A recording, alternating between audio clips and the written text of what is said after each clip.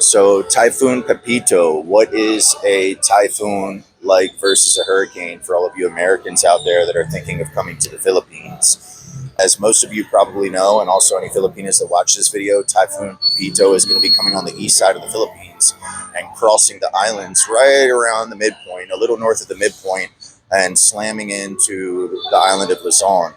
And it's creating a lot of hype online right now. So just wanted to do a little bit of a video for all you foreigners looking to come here that may have experienced hurricanes or have relatives that did, because I can assure you that the two storm systems are a very, very different experience. So obviously I'll just start with a hurricane. With a hurricane, you're going to have very strong sustained wind gusts, strong sustained winds, not really gusts.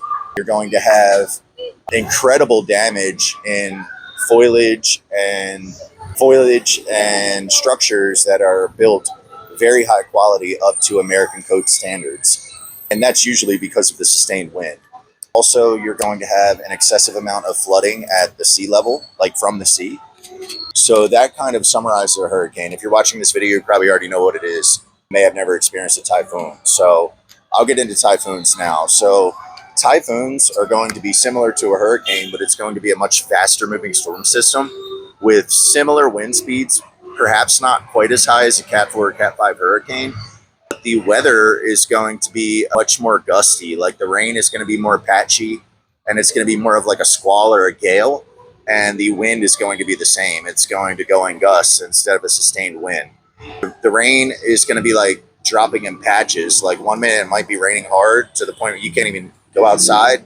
The next minute you might have 5 or 10 minutes to get whatever you need done while the rain has stopped to get what you need done.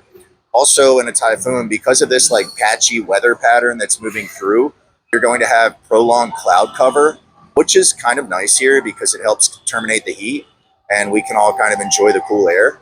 But yeah, a typhoon is definitely nothing to play with. Personally, for me, when I lived in Makati, I experienced a typhoon.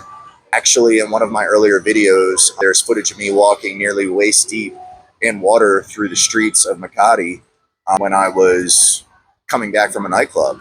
And I was completely unaware because a lot of these typhoon weather reports, to be honest with you, at least for me, maybe I'm not plugged into the right things. I mean, I don't know. I've been living here 2 years, but at least for me, the typhoon weather reports don't seem to be as well advertised as the like hurricane weather report would be in the United States.